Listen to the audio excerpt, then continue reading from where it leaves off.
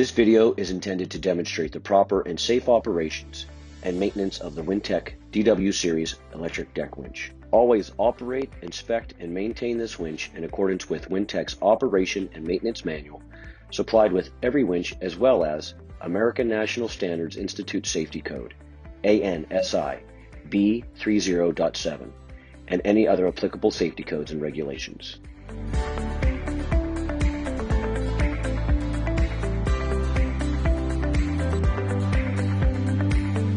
To remove the front DW guard, first unlatch the two rubber latches that secure the guard to the winch.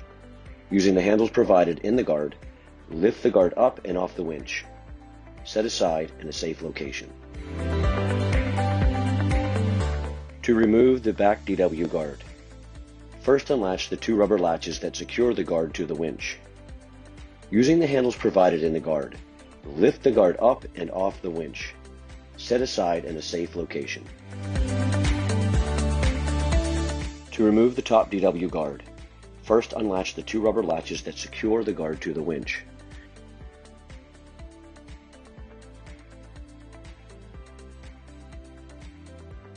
Using the handles provided in the guard, lift the guard up and off the winch. Set aside in a safe location. The DW Series winch is provided with two lifting lugs to lift and set the winch in place. First, remove the top guard to allow clearance for the lifting lines. Hook into each of the lifting lugs from the inside. Lift the winch and place in desired location. Warning: the winch is not a balanced load. Use extreme caution when lifting into position. Position the winch so there is proper fleeting distance as well as adequate space for operation and maintenance. Always align the center line of the drum to the entrance of the lead fair lead or fitting.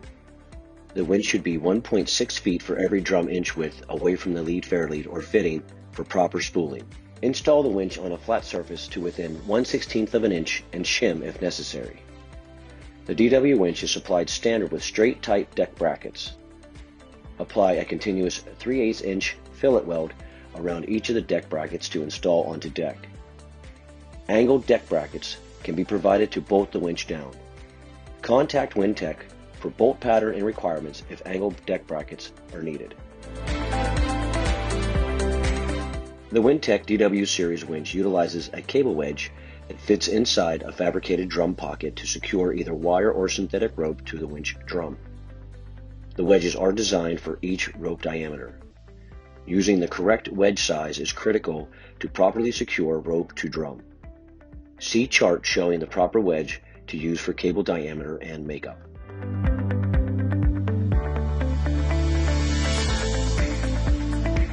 Cut the wire rope to length to prevent fraying of strands.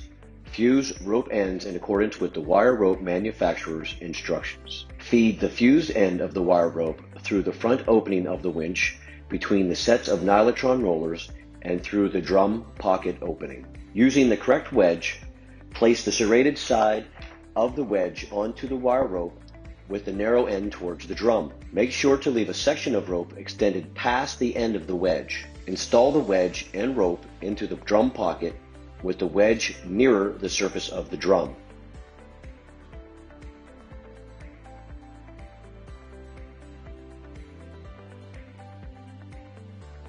Hammer the wedge in the anchor pocket to secure the rope onto the drum. For easier installation, use a rod or small pipe as an extension to hammer the wedge. While keeping the wire rope under tension, wind the wire rope underwound onto the drum so that cable exits off the bottom of the drum. Make sure the first wrap of rope is flush against the drum flange. Maintain at least 4 wraps of rope on the drum at all times during operation.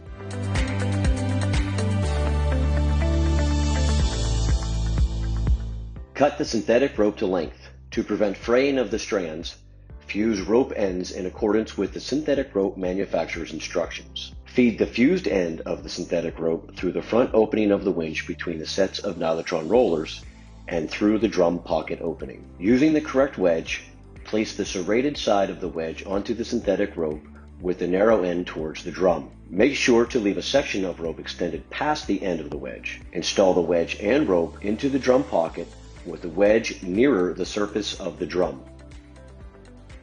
Hammer the wedge in the anchor pocket to secure the synthetic rope onto the drum. For easier installation, use a rod or small pipe as an extension to hammer the wedge. While keeping the wire rope under tension, wind the synthetic rope underwound onto the drum so that cable exits off the bottom of the drum. Make sure the first wrap of rope is flush against the drum flange. Maintain at least 6 wraps of rope on the drum at all times during operation. Isolate the winch electrically by pulling fuses, opening circuit breakers, and disconnecting wires from the power source. Lock out and tag out motor control and power source. Only allow qualified electricians to wire supply power to the winch. To wire supply power to the DW winch, first remove the top guard to access the motor junction box. Remove the cover of the motor junction box using a 4mm Allen wrench. The junction box comes pre-wired for either 208, 230, or 460 volt power supply.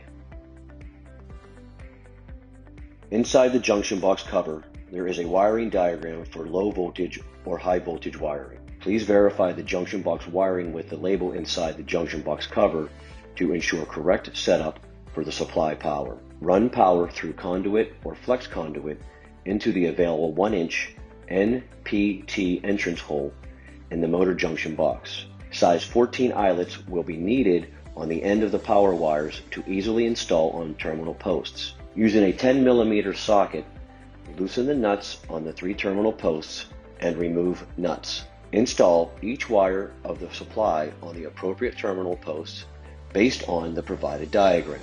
Reinstall nuts and tighten. Replace cover, ensuring the cover gasket seats properly against the junction box to seal the junction box from water intrusion. Install and tighten the 4 socket head cap screws with a 4mm Allen wrench. The motor junction box wiring and jumper bars might need to be rearranged if the setup doesn't match the power supply. Always double check the setup prior to wiring power to motor. Refer to the wiring diagram on the inside cover of the junction box to verify setup and rearrange terminal jumper bars and supply wiring as necessary. This video shows a conversion from a low voltage 208-230 setup to a high voltage 460 volt setup.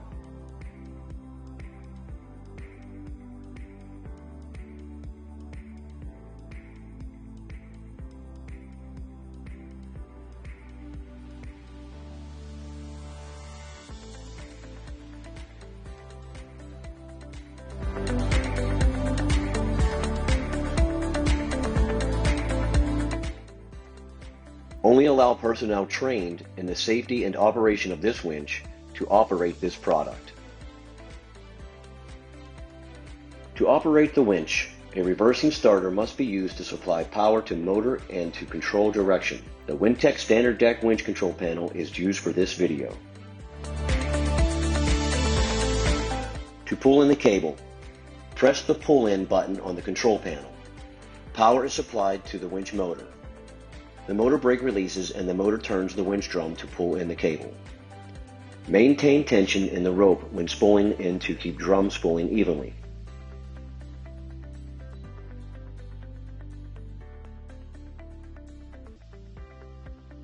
When the button is released, power is removed from the motor and the motor brake engages, holding the load. To pay out the cable, press the pay out button on the control panel. Power is supplied to the winch motor. The motor brake releases and the motor turns the winch drum to pay out the cable. Be sure to have the holding dog in the disengaged position before trying to pay out the winch. Maintain tension in the rope when spooling out to keep drum spooling evenly. When the button is released, power is removed from the motor and the motor brake engages, holding the load. Discontinue winch operation anytime it is suspected that the motor holding brake is not holding or releasing properly.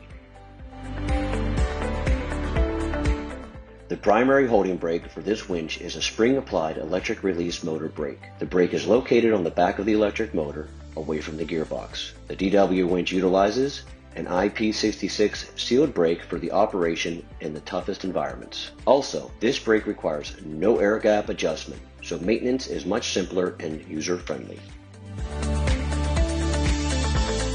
When the winch is supplied power from the motor starter, power is also sent to the brake coil through the brake rectifier. This energizes the coil to release the brake. When power operation is stopped and power removed, the brake is automatically applied by springs, which prevents the motor from turning and allows winch to hold the load. Note when the brake releases or engages, you should hear a clank as heard in the video. The motor brake is applied with the hand-operated manual release mechanism to allow the operator to release the brake without energizing the motor. To manually release the motor brake, pull the release lever toward the back end of the motor. Rotate the locking stop towards the lever to lock the brake in the release position. Note that when releasing the brake with the manual hand lever, there is only 1/4 to 1/2 movement to fully release the brake. Pulling too hard on the lever could cause damage to the lever and the brake.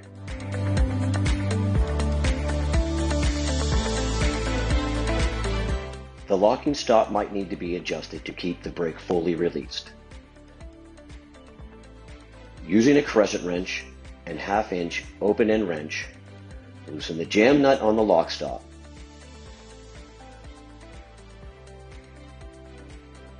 Turn the locking stop bolt to either lengthen or shorten the lock stop. Once set to the correct length, tighten the jam nut to secure length setting. To set the brake back into the engaged position, pull the release lever toward the back end of the motor. Turn the locking stop down away from level to unlock the brake in the release position. Release the lever to allow the brake to engage.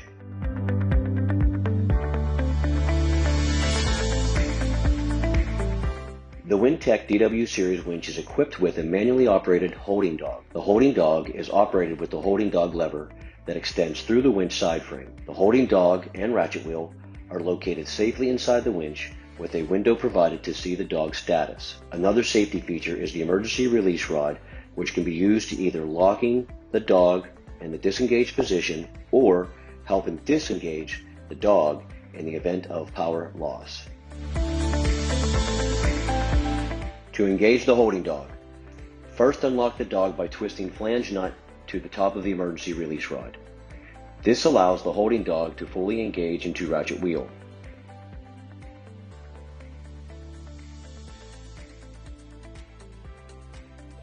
Rotate the dog handle from the disengaged position to the engaged position.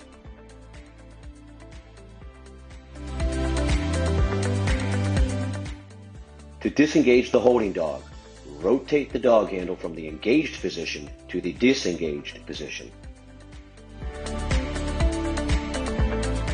To lock out the holding dog, first ensure that the dog lever is in the disengaged position. Twist the flange nut on the emergency release rod to lower the flange nut against the top frame. Continue to twist to lift the holding dog up against the top frame. In this configuration, the dog will remain disengaged regardless of the position of the dog lever.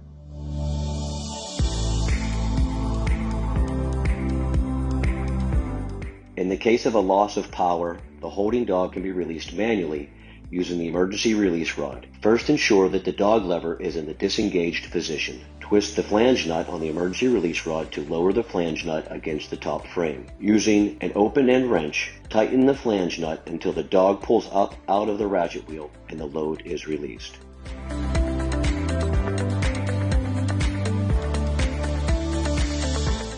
In the event of a power loss, the DW winch can be operated manually. First, remove the top guard by unlatching the 2 rubber latches that secure the top guard to the winch. Using the handles provided in the top guard, lift the guard up and off of the winch. Set aside in a safe location. Next, remove the manual operation stud from its storage position on the side frame using a 1 1/8 inch socket and wrench. Insert the manual operation stud into the threaded hole on one end of the drive shaft. Tighten the manual operation stud until the shoulder is secure against the end of the drive shaft. Release the motor brake by pulling the release lever towards the back of the motor. Rotate the locking stop up towards the release lever to lock the brake in the released position. With the brake now in released position, the winch can be manually operated by turning the manual operation stud with the 1 1/8 inch socket and wrench. Do not attempt to manually operate the winch with power tools or impact wrenches. Make sure to put the winch back into its original state before resuming power operation.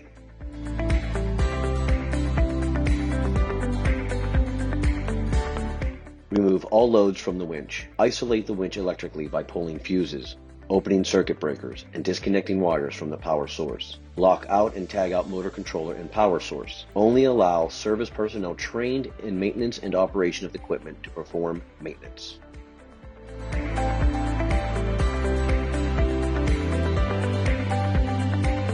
To check the oil level of the gearbox, remove the oil level plug located on the side of the gearbox with a 6 mm Allen wrench. The oil level should be right below this plug height. If the oil level is low, remove the fill vent plug on the top of the gearbox using a 13 mm open-ended wrench. Fill the gearbox up to the oil level plug using the appropriate gearbox oil. The brand, type, and quantity of oil required can be found on the gearbox serial tag.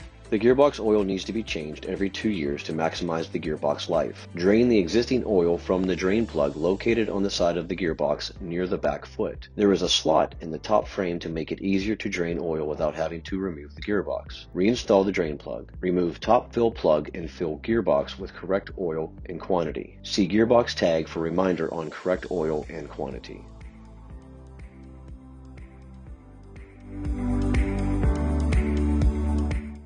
The DW series winch utilizes roller chain for the connection of the gear motor to the drive shaft. Roller chains must be kept clean and free from rust. Lubricate roller chain with a good quality automotive motor oil, SAE grade 20 or 30. Do not use grease. Oil should be applied liberally with a brush or oil can. The DW series winch utilizes external open spur gears as the final reduction of the winch drivetrain. These gears must stay properly lubricated to eliminate any premature gear damage due to heat caused from unlubricated mating surfaces. The gears must be inspected weekly at a minimum and lubricated as needed with EP2 grease. Brush gears with grease and run winch to evenly coat the gears. The DW series winch drum and cluster gear utilize bronze bushings that must be greased monthly at a minimum, or more frequent depending on severity of application. Grease zerks are supplied at the ends of the drum shaft and cluster gear shaft to apply grease to the respective bushings. Lubricate with 2 to 3 pumps from a grease gun with EP2 grease. Make sure to grease both sides of the drum shaft. For better grease zerk life, always close back supplied cap. The DW series winch utilizes a stainless steel piloted housing with a spherical roller bearing to support each end of the drive shaft. Depending on the DW model, this bearing might be supplied with a grease zerk to periodically grease the bearings. Lubricate with 2 to 3 pumps of grease from a grease gun with EP2 grease at a minimum weekly. If a grease zerk is not present on the drive shaft, this model utilizes a self-lubricating solid oil-filled bearing.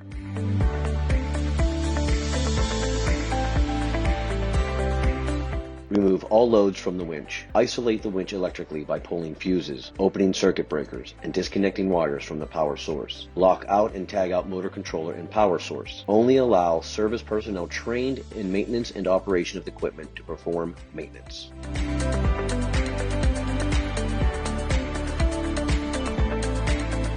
During the course of operation, the chain on the DW may stretch and require tightening. To check the chain tightness, first remove top cover. Shift the chain side to side. The chain should shift about 1/2 to 1 chain pitches side to side, which is about 5/8 or 1 1/4 inch. If the chain can shift greater than 1 1/4 inch total, then the chain must be tightened.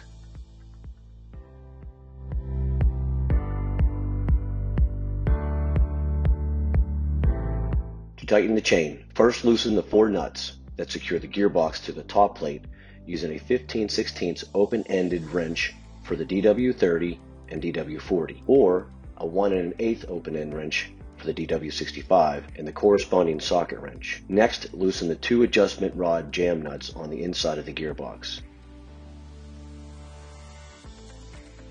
Now tighten the 2 adjustment nuts on the outside of the gearbox to push the gearbox back on the top plate. While tightening these nuts, periodically check the chain tightness level as explained in the video earlier.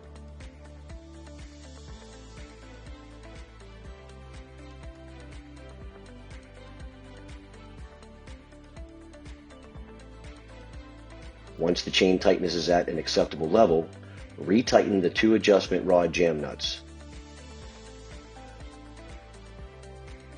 Finally, tighten the 4 nuts at the feet of the gearbox to secure gearbox to top plate and lock in chain tightness.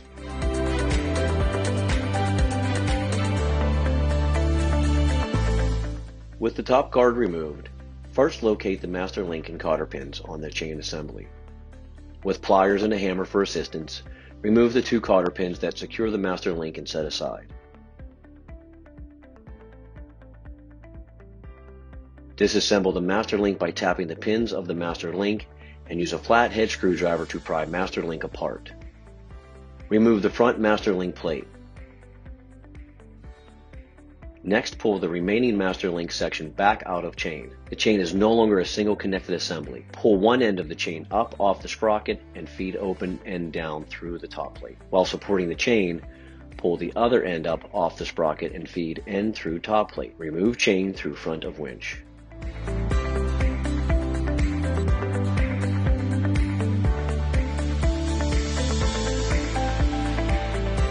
First, remove the top guard. Unlatch the 2 rubber latches that secure the guard to the winch. Using the handles provided in the guard, lift the guard up and off the winch. Set aside in a safe location. Remove the motor brake release lever by using a crescent wrench or a 1/2 inch open-ended wrench and unscrew from brake. Remove the 4 pan head screws that secure the fan cover to the motor using a 3mm Allen wrench.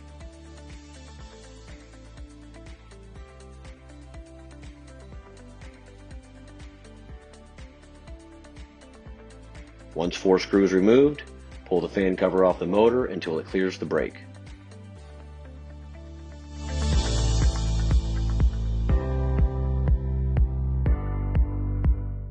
With the fan cover removed, the brake coil is now accessible. Apply a thin strip of duct tape around the end bell and spacer plate on the back of the motor. This will make lining up everything when reassembling much easier.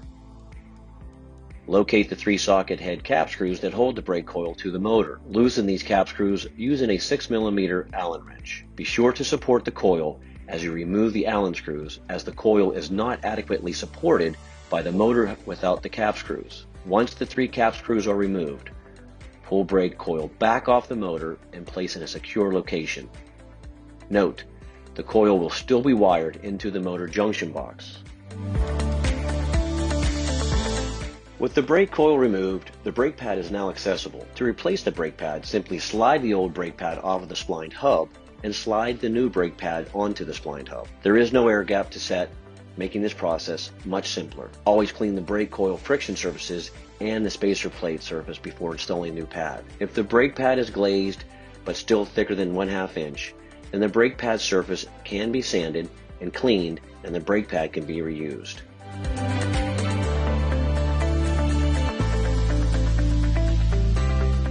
To reinstall the brake coil, first align the spacer plate on the back of the motor so the 3 holes line up and duct tape to the motor. Install the brake pad by sliding the pad onto the brake hub with the pad side towards the motor. Next, insert one of the socket head cap screws into the brake coil and hold coil up against the spacer plate. Ensure that the O-ring in the coil is seated properly. Rotate the coil to make sure the brake handle pointing the correct direction. Align the cap screw with the proper hole and start tightening by hand to secure brake. Repeat for the other 2 bolts. Using the Allen wrench, work around the 3 bolts and tighten.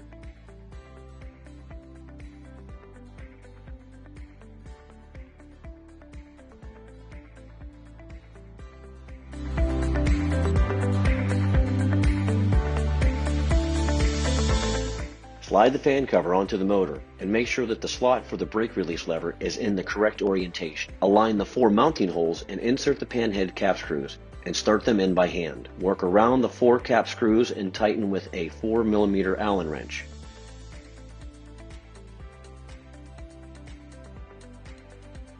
Insert the brake release rod through the fan cover slot and into the brake. Using a crescent wrench or an open-end wrench, tighten the brake release rod into the brake.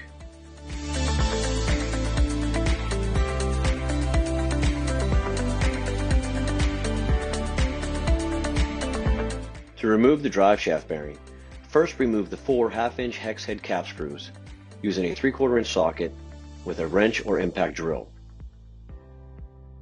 Once all 4 cap screws are removed, insert 2 of the cap screws in the threaded jack bolt holes provided in the bearing housing. Tighten jack bolts as needed to assist the removal of the bearing housing from the side plate. Support the bearing housing as you tighten the jack bolts and remove bearing housing.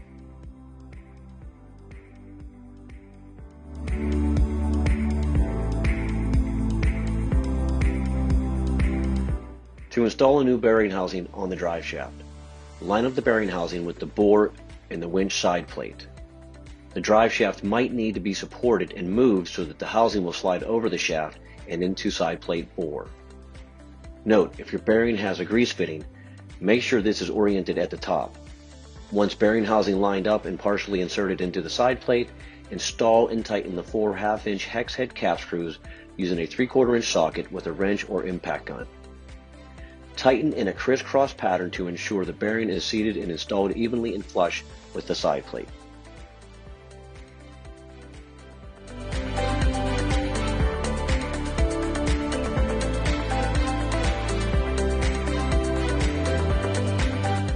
With the gear side bearing and the chain removed, slide the drive shaft through the open bearing hole until the dog end is clear of the bearing. Angle the shaft out of the front of the winch and remove the shaft.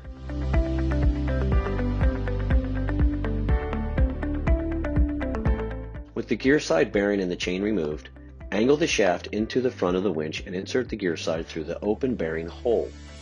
Insert the dog end into the bearing. While supporting the drive shaft to align, reinstall gear side bearing.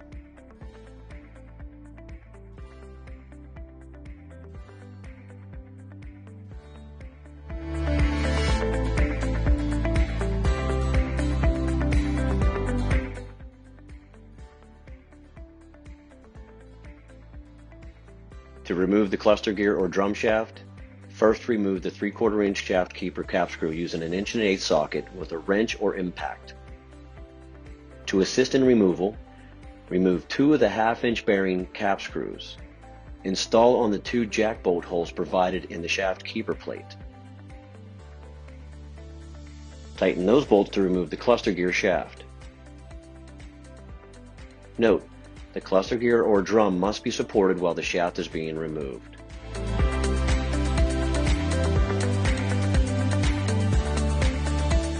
If the mounting location of the winch makes it difficult to remove the cluster gear shaft or the drum shaft from one side, the shaft keeper plate can be removed and used on the opposite side of the winch. To remove shaft keeper, first remove the 2 3/4 inch shaft keeper cap screws using an 1/8" socket with a wrench or impact. Remove shaft keeper. On the other side of the winch, remove the shaft keeper bolt and the manual operation stud if needed. Install the shaft keeper and follow shaft removal instructions.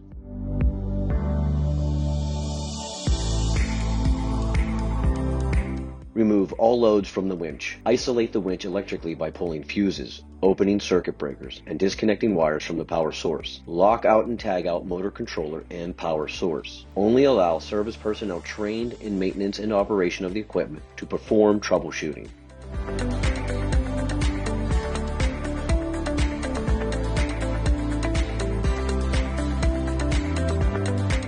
First, remove the top guard and the motor junction box cover. Set your multimeter to AC power and place one lead of the multimeter on one of the supply power posts in the motor terminal box. Place the other lead of the multimeter on another supply power post. Power the winch. The AC voltage on the meter should read plus or minus 10% of the supply power. If the power is not what is expected, then more investigation is needed to be done following power back to the starter and or generator to see where power is lost.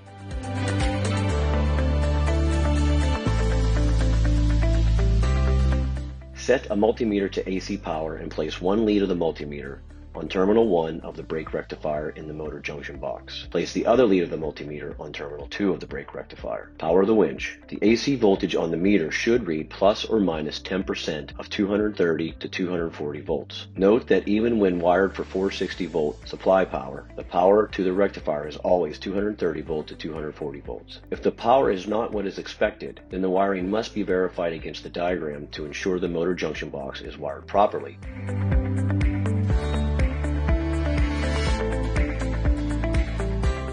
Set a multimeter to DC power and place one lead of the multimeter on terminal 5 of the brake rectifier in the motor junction box. Place the other lead of the multimeter on terminal 6 of the brake rectifier. Power the winch. The DC voltage on the meter should read plus or minus 10% of 205 volt DC. If power out is not what is expected, the rectifier alone must be checked. Remove the blue and red wires from terminals 3 and 4 on the brake rectifier. Install a jumper wire between terminals 3 and 4 on the rectifier. Power the winch and recheck DC supply out at terminals 5 and 6 with the multimeter. If power is still not what is expected, then the rectifier needs to be replaced. If power is now what is expected, then the SR relay must be replaced.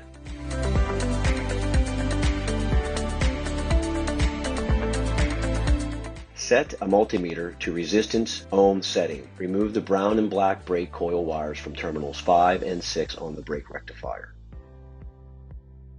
With the coil wires removed from the rectifier, place one lead of the multimeter on the brown wire of the brake coil. Place the other lead of the multimeter on the black wire of the brake coil. The ohm reading should be close to the reading on the chart plus or minus 10%. If the coil resistance is outside of this expected range or shows a dead short, the brake coil must be replaced.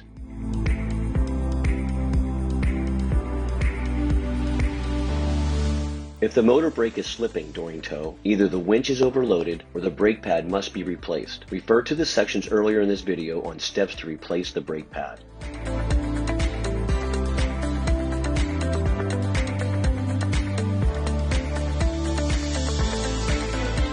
If the motor brake is slow to react and not catching when the winch is tightening the load, the SR relay must be checked. First, verify the current wiring with the proper wiring diagram inside the motor junction box cover. Make sure that the red and blue wires are on the proper terminals of the rectifier. Remove the blue and red wires of the SR relay from terminals 3 and 4 on the brake rectifier.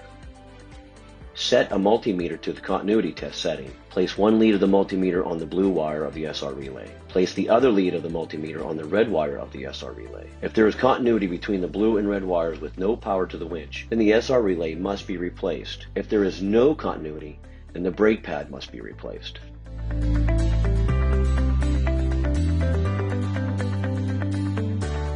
Thank you for watching this DW Series winch operation and maintenance video. For any more information, or if you have any questions, please contact Wintech and we will be more than happy to help.